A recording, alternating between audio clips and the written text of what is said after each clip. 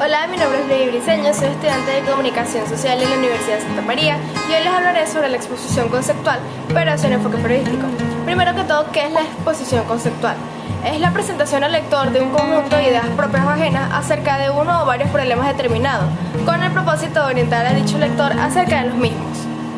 Esta, en efecto, se emplea principalmente en géneros periodísticos interpretativos, en los cuales las ideas vertidas son las del propio periodista. El artículo género expositivo es el género donde mejor se utiliza la exposición conceptual. Generalmente se trata de un texto de extensión variable, pero dentro de cierta brevedad, el empleo de la técnica expositiva suele hacerse a través del comentario. No se trata de un género periodístico, sino más bien del tratamiento que se hace en un texto periodístico, de un tema determinado.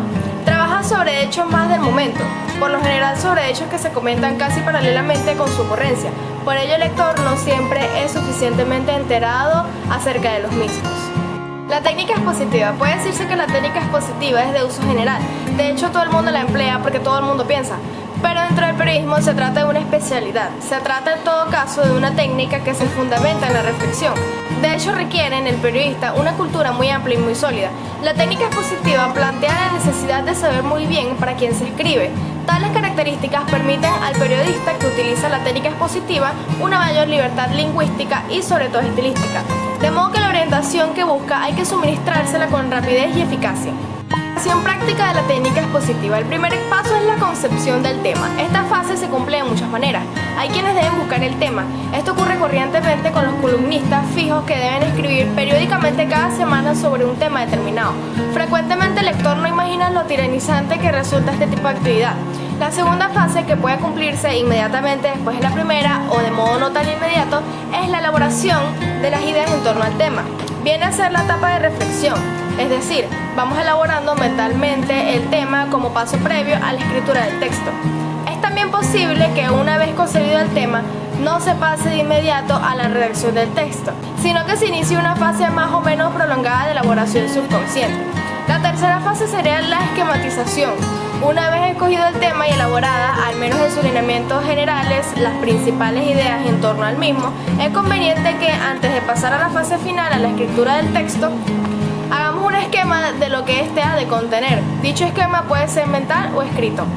Cuando ya esté escrito, tiene como finalidad organizar las ideas de un mundo jerárquico y sistemático, lo cual la clave es para que el texto tenga una unidad y coherencia y su contenido pueda ser aprendido por el lector.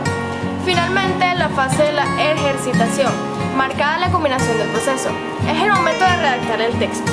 Al redactar el esquema inicialmente resulta enriquecido, pues surgen muchas nuevas ideas que rebasan y complementan las que al principio se formularon y esquematizaron. Estructura del texto positivo. La estructura del texto periodístico en que se aplica la técnica expositiva es variable. Depende siempre del género dentro del cual se emplee. En primer lugar, el comienzo debe ser directo, sin rodeos ni divagaciones. El lector debe ser introducido en el tema de manera inmediata. De este modo se logra despertar su interés, desde luego si el tema es de por sí interesante. El segundo lugar es la necesidad de respetar y mantener el interés del lector. No basta provocar el interés inicialmente.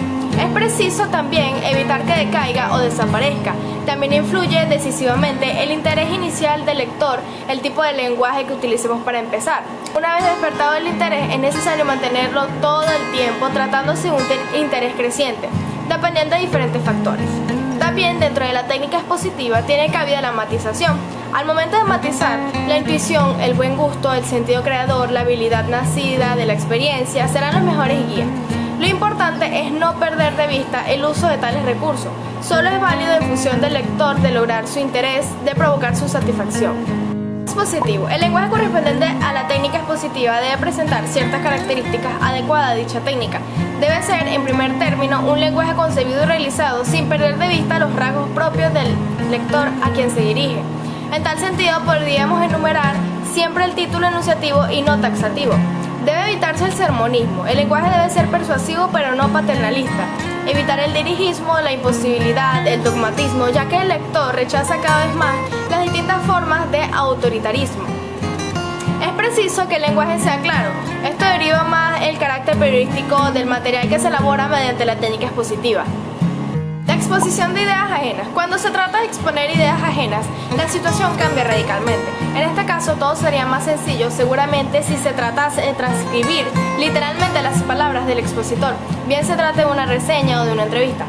Si se trata de una entrevista, tenemos que combinar el diálogo explícito, que vendría siendo la cita textual de lo dicho por el entrevistado. Ahora bien, pasemos al diálogo implícito. En este último son nuestras propias palabras las que se transmitirán al lector el pensamiento del entrevistado. Nuestro lenguaje ha de ser mediador entre ese pensamiento ajeno del lector, y tal medición supone una tremenda responsabilidad, porque ya no se trata de escoger las palabras que reflejan adecuadamente nuestro pensamiento, sino el pensamiento de otra persona. Gracias.